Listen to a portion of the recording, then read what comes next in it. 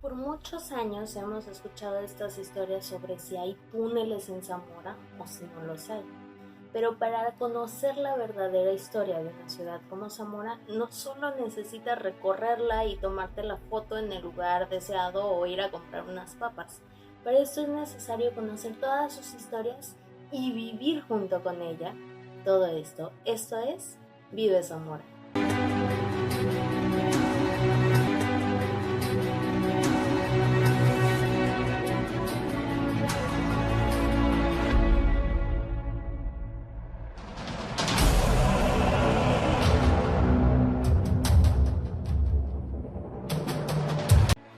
Existen diversas leyendas por toda la ciudad que hablan sobre túneles, sobre fantasmas, sobre padres sin cabeza y más. Estas ciudades, por ejemplo, como la de La Beata, que aquí debe de estar el recorrido, o también esa leyenda que se cuenta sobre el padre sin cabeza en Los Dolores, son leyendas antiguas que tal vez se vivieron en alguna época, que vienen de esa creencia popular, o que incluso pueden ser una completa mentira, que es lo más probable, pero que nos pasan a dar parte de nuestra identidad como zamoranos. Esta leyenda de los túneles que te digo se origina, yo creo, hace décadas sobre esto, justamente después de la época cristera. Entonces se cuenta que hay una serie de túneles interconectando cada uno de nuestros lugares. Por poner un ejemplo, el templo del Carmen o iglesia del Carmen, el santuario, la Purísima, la catedral, San Juan y San Francisco y más, como el expiatorio.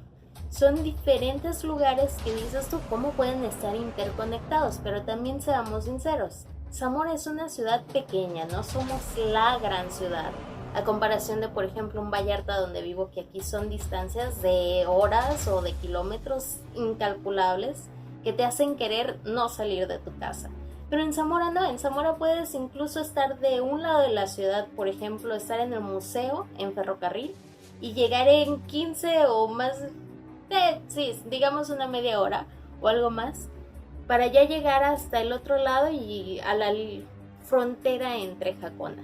Entonces estas distancias cortas entre una iglesia y otra nos hace pensar una posible existencia sobre estos túneles interconectando cada una de ellas.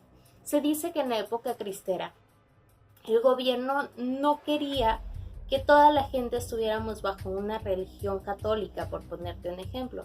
Entonces toda esta gente que tenía sus iglesias y que el gobierno quería tenerlas para ellos, no precisamente para rezar, sino para aprovecharse de un bien, como eso es un bien inmueble.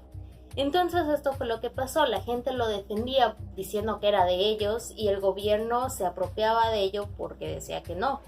Pero esto era una guerra que dio paso a esta guerra cristera que conocemos y que tanta marca ha dejado en nuestra ciudad. Por ejemplo, la pared del santuario, que está marcada o fragmentada por estas balas y por esta pólvora a las horas de las ejecuciones, por defender justamente una fe que ellos tenían.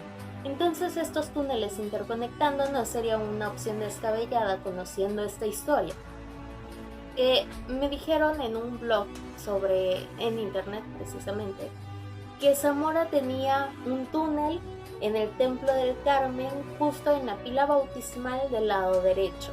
Entonces, con una curiosidad incalculable, fuimos a ver, me dieron acceso a esto, pero no es precisamente un túnel, o tal vez lo fue en alguna época, pero ya se encuentra en estos momentos sellado por losa y por cemento, porque eso era una fosa común. De hecho tiene una placa con una inscripción y ahí lo puedes ver.